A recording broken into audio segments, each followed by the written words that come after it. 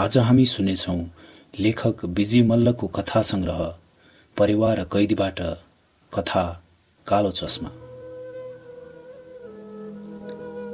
सिमसिमे पानी परिरहेको छ। मैले स्वास्नीलाई आज राति घर फर्किन्न भनेर साँझपख बाहिर निस्केको थिएँ, तर निश्चित समयभन्दा अगाडि नै काम सिद्धियो। म रातको 2 बजेतिर घर फर्केँ। मलाई थाहा थियो घरको सामुन्नेको ढोका बन्द रहन्छ, त्यसैले पछाडिको ढोका जो कहिलेकाहीँ बिर्सिएर खुल्लै रहन्छ या खुल्ला नरहे तापनि खापालाई जोडले हल्लाएको खण्डमा खुल्न सक्छ, छेस्कनी उत्तिको मजबुत थिएन। निन्द्रामा मस्त भएका कसैलाई कराएर बिउझनु मलाई अप्ठ्यारो लाग्छ। वातावरणमा अनावश्यक गोलमाल सिर्जना गरे जस्तो मलाई भान हुन्छ। सिमसिमे पानीमा म रुझि नै हालेँ। नभन्दै पछाडिको ढोका खुल्लै रहेछ। म पसेँ। भरिङ सुस्तरी उक्लिँदै दोस्रो तला तेस्रो तलामा पुगेँ। ढोका बन्द छ। बिस्तारै थपथपाएँ, बन्द छ। त्यसैले बरन्डातिरबाट पछाडिको कोठामा गएर पल्टने विचार गरेँ। त्यहीँ गएँ। कोठा अँध्यारो छ। स्विच दबाएँ। बिजुली बत्ती धपक्क बल्यो। मैले आफ्नो निधारको पसिना पुछेँ। अनुहारमा रुमालले थपथपाएँ। त्यसै बखत नजिकै कसैको श्वास प्रश्वास चलिरहेको मलाई भान भयो। मैले उतैतिर कर्किएर हेरेँ। खाटमा कोही सुतिरहेका रहेछन्। मैले आफ्नो कोट र मैल पोस सुरुवालको पानीलाई पनि टकटकाएँ। कहिलेकाहीँ मेरी स्वास्नीलाई आफ्नो कोठाबाट भिन्दा भिन्दै नौलो कोठामा सुत्ने रहर छ, त्यसैले हरेक कोठा सिंगारिकै रहन्छ। म आफैसित हाँसेँ। तर मलाई अचानक लाग्यो उही सुतेको हो वा होइन, किनकि मेरो कोठाको ढोका बन्द छ। त्यसैले धिप्लिएको आँखा बिस्तारै पुछेर उतातिर निहालेर हेरेँ। हो, उनै हो। र मलाई लाग्यो कोही अर्कै एउटा व्यक्ति पनि छ जसका तिग्रा र पिडोला मोटा र पुष्ट देखिन्छन्। म बिस्तारै नजिक गएँ। 2 व्यक्ति मस्तसँग सुतेका रहेछन्। मेरी स्वास्नी त्यस छिमेकी साथीको पुष्ट पाखुरामा टाउको अड्याएर उसको गालामा निधारले थिचेर छाती खोलेर सुतेकी छ। लोग्ने मानिस आफ्नो 2 हातले त्यसलाई अँगालेर तिग्राले राम्ररी नै त्यसलाई च्यापेर सुतेको छ। स्पष्ट छ कि तिनीहरू अत्यन्त सन्तुष्टिमा निदाएका छन्। मलाई हेर्दा हेर्दै अचानक लाग्यो 2 सेता गुलाबका फूलहरू आपसमा गुथिएर फुलिरहेका छन्। उनीहरूको त्यस तृप्त सन्तुष्ट अनुहारलाई केही बेर हेरिरहँदा मैले अनुभव गरेँ कि कुनै जीवनमा यस्ता स्थल पनि छन् जसमा धरतीका यस्ता सृष्टिहरू खेलेर रमिता गर्दछन्, रमाइलो मानेर जीवन निर्वाह गर्दछन्।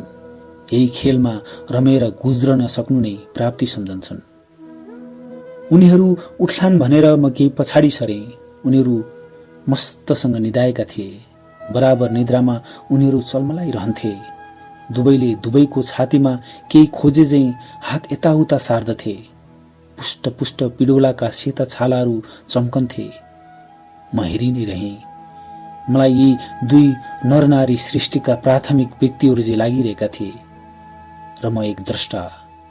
मलाई यो मनोरम दृश्य एक घटना समान हेर्नु छ, हेर्दैछु। अचानक मलाई लाग्यो म आफ्नै विवाहित स्वास्नीलाई परपुरुषसँग अनैतिक रूपले सम्बन्ध जोडेर आफ्नै सामुन्ने त्यसरी निर्लज्जतापूर्वक सुतिरहेको हेर्दैछु, जसमा मैले शरम मान्नु पर्दछ।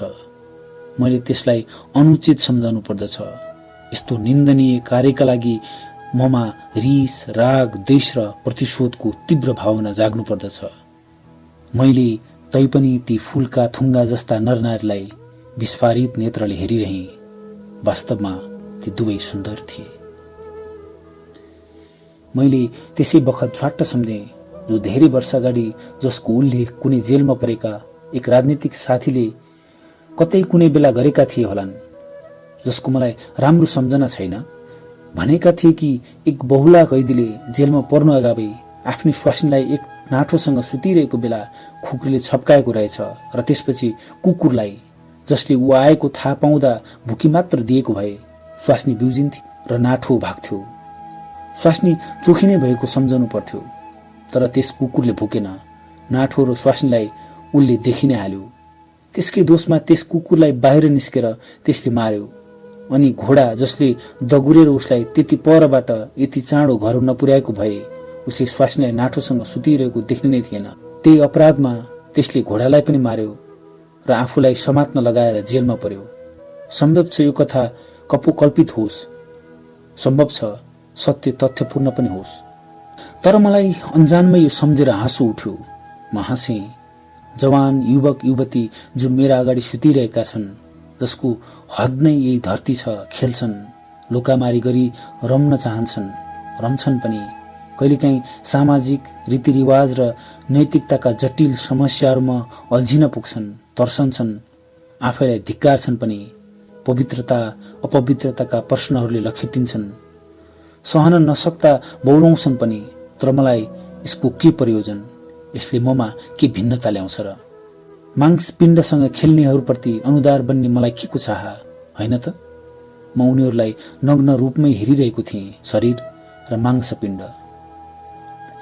उनीहरूको अनुहारमा निन्द्रामा नै स्निग्ध मुस्कानका रेखीहरू पर्दछन्। सम्पूर्ण अङ्ग प्रत्यङ्ग गुजुल्टिएर एकै डल्लो पर्दछन्। आनन्दमय संगीतका धाराहरू प्रवाहित भएझै निन्द्रामा नै तृप्तिपूर्वक सुस्तरी बरबराइरहन्छन्। उनीहरूका सुडोल आकार, पुष्ट पोटिला पाखुरा तथा छाती, तिग्रा तथा पिडौला मलाई प्रस्तर प्रतिमा जस्ता भान हुन्छन्। के यही स्तरसम्ममा यिनीहरू सीमित तथा तृप्त छैनन् र? फेरि किन यिनीहरूमा नैतिकताका समस्याहरू उठुन्? मलाई यिनीहरूले म्युजिएर देख्ने बित्तिकै यही समस्याको प्रारम्भ हुन्छ, नैतिकताको प्रश्न। के यिनीहरू खप्न सक्छन्? चरित्र भ्रष्टको भावनाले गर्दा भर्खर यिनीहरूले पाएको सम्पूर्ण शारीरिक तथा वासनात्मक तृप्ति एकदम लुप्त हुँदैन र? बिचराहरू, म चाहन्न कि यिनीहरूले अहिले भोगिरहेका सन्तुष्टिमा कुनै प्रकारका भौतिक या नैतिक प्रश्नहरूले उथलपुथल र गडबडी मचाइदिउन् र सम्पूर्ण जीवन प्रयत्न यिनीहरूलाई विकृतिले टोकिरहोस्, लखेटिरहोस्। तैपनि मैले केही बेर अझै उनीहरूको शान्त निश्चिन्त अनुहार तथा शरीरलाई हेरिरहेँ र बत्ती निभाइदिएँ। तिनीहरू आरामसँग सुतुन्। म सुस्तरी चाल मारेर बरन्डामा निस्केँ। भोलिपल्ट बिहान म उठिसकेको थिएँ। मेरी स्वास्नी अत्यन्त निश्चिन्त र सन्तुष्ट भावनामा थिए। ऊ घरको कामहरू हाँसी खेली गरिरहेकी थिए। मलाई आएर सोधी, कहिले आउनुभयो? मैले पनि हाँसेर जवाब दिएँ, केही बेर भयो। ऊ फूलको थुङ्गो जै हलुङ्गी भई, कुनै प्रकारको बेचिने उसमा थिएन। पुतली झैँ उफ्री उफ्री तलमाथि ओहोर दोहोर गरी काममा व्यस्त भइरहेकी थिए। म पनि उसलाई र उसको प्रसन्न मुद्रालाई देखेर आश्चर्यचकित भइरहेको थिएँ। आफ्नो मानसिक स्तरमा सन्तुष्टि पाउने बित्तिकै के जो पनि यस्तै प्रकारको व्यवहार गर्दैनन्? उसको यस प्रसन्नताले ममा कुनै प्रकारको भिन्नता ल्याउन सक्दछ र? तिनीहरूको आफ्नो लोक कति रमाइलो र उल्लासपूर्ण छ। फूल राम्ररी तारेर चिया लिएर मेरो कोठामा पसी। उसको छरितो सुन्दर बदन जरुर केही अंशमा आकर्षक छ। मेरो पानी लिएर भैमा पल्टेको हुनाले कोट र लुगाहरूको फोहोर मैला टकटक्याएर मिल्काउँदै ऊ भन्न थाली, त्यसो भए हिजो पानीमा भिज्नुभयो र कहीँ पछारिनु पनि भयो? उसको स्वरमा निसन्देह मिठास थियो। आज ऊ वास्तवमा नै अत्यन्त मोहक देखिन्थे। त्यही बखत मेरो छिमेकी साथी आइपुग्यो। मलाई देख्ने बित्तिकै केही विचलित भयो। उसमा नैतिक दुर्बलताको सचेतता मरिसकेको रहेछ। यस भावभङ्गिमाले मेरो स्वास्नीको चेहरा पनि केही गडबडियो। ऊ हडबडाई पनि र अनुहार क्षणभर मलान पनि भयो। तर मैले हाँसेर उसलाई चिया खान निम्त्याएपछि दुवैको अस्थिरता केही अंशमा घट्यो।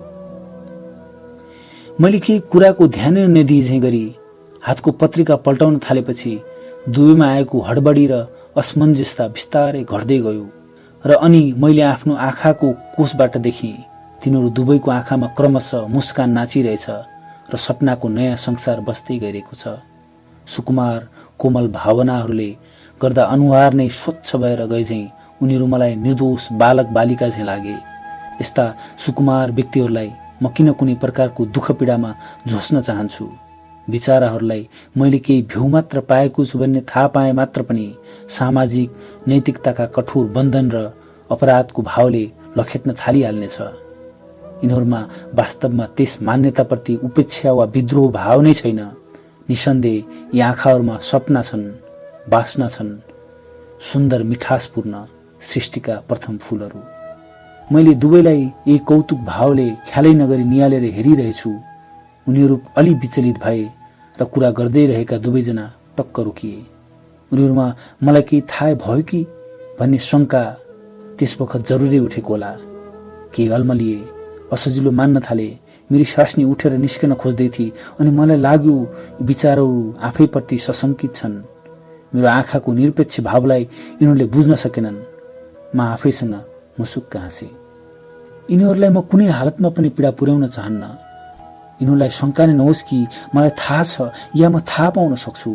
यिनीहरूको खेल्ने गरेको लोकलाई भत्ताभुङ्ग गरेर मलाई के उपलब्धि हुन्छ र ममा के वृद्धि हुन्छ र। उनीहरू आफ्नो लोकमा रमाउन सक्छन्, रम्न दिउँ, तर नैतिकताको विचारले गर्दा उनीहरूको भौतिक वासनात्मक लोक विनिष्ट हुन सक्छ। म हुन दिन्न। त्यसैले म थाहा नै नपाऊँ, यही ठिक छ। आँखाबाट नै अनुहारमा खेलिएका अधिकांश भाव बुझिन्छ। त्यसैले अब म त्यसलाई छोप्न गगस लगाउँछु, कालो चस्मा। म एक प्रकारले ढाकिन्छु। उनीहरूको आफ्नो स्तरको लोक सुरक्षित रहन्छ। मलाई केही सोचिरहेको देखेर झन् उनीहरू अतासिएका छन् र अपराधीहरूका मनोवृत्तिमा झैं उनीहरूमा परिवर्तन आयो। यो तृप्तिको भाव नै हरायो। सपनाहरूको कोमलता आँखामा बिलायो र त्रासका रेखाहरू छोप्ने चेष्टामा मेरा सम्मुखबाट उनीहरू हट्न चाहे। विचाराहरू सामाजिक निषेधात्मक नियमप्रति कति जागरूक छन्। उनीहरूको विवेकात्मक कसौटी कुन स्तरमा छ भन्ने कुरा बुझ्नलाई कति सरल।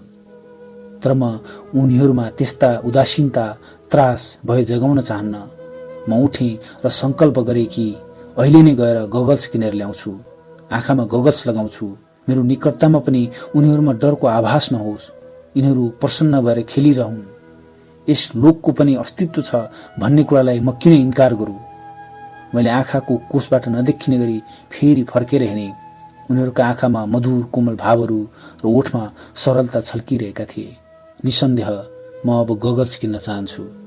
कालो चस्मा लगाएर सामाजिक नैतिक मनुष्यको रूपबाट प्रत्यक्षतः नै पृथक बन्दछु। कालो चस्मा, गगल्स। धन्यवाद।